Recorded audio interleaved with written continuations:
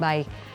Tadi sebelum jeda, Mas Reza sempat bertanya ya, sebetulnya ordal itu hanya ada di Komdij atau jangan-jangan institusi lain juga ada ordal yang membackingi praktik-praktik judi online.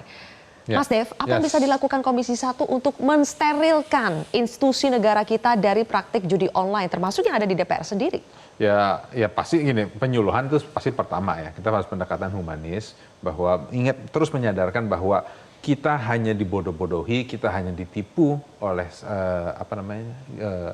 bandar di luar negeri untuk menyedot uang kita. Nah, akan tapi ya harus ada efek jerahnya. Ya, jadi ya misalnya bila terlibat ya harus ada efek jerahnya itu ya, apakah itu diberhentikan, apakah itu diberikan sanksi dan juga diproses secara hukum. Nah, memang tapi kan yang kita bahas ini kan data yang seperti ditampilkan ada jutaan orang. Ya kalau memang semuanya diproses lalu dipenjara, ya butuh berapa banyak penjara.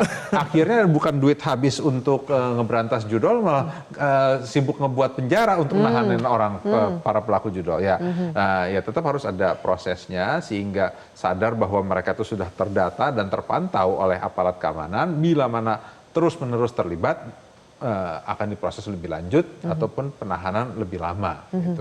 Itu salah satu contoh. Tapi apakah itu cukup, Mas Tamba, untuk bisa mensterilkan semua lembaga kita dari praktik judi online?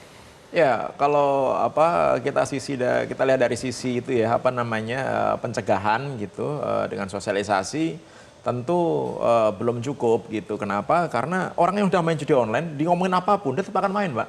Gitu. Dia akan bangor aja gitu. Kenapa? Karena tadi itu mereka merasa nanti akan menang gitu.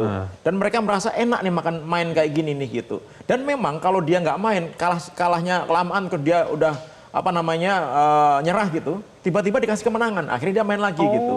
Dan ini memang terjadi gitu. Jadi kalau menurut saya harus beriringan, sosialisasi tetap dilakukan, penyadaran tetap dilakukan, tapi secara teknologi lakukan. Ini secara teknologi ini kita bisa loh mematikan judi online gitu. Yang paling cepat itu secara teknologi. Secara teknologi itu paling cepat gitu, karena kita bisa shutdown gitu, orang nggak bisa main dalam waktu yang sesingkat-singkatnya.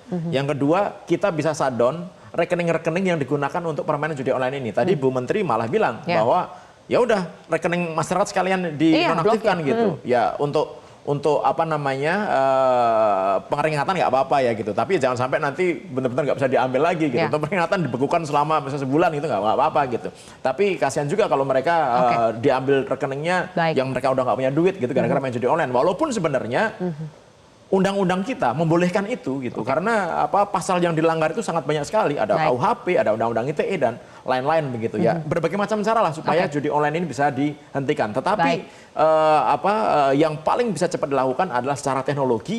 Kita bisa mematikan permainan ini sehingga orang nggak bisa main. Punya duit nggak bisa main. Orang deposit dia nggak akan bisa ngambil duitnya. Mau withdraw nggak bisa karena diblokir sama bank rekeningnya. Tapi teknologi itu bisa dijalankan kalau political will-nya memang ada sama orang-orangnya. Orang-orangnya.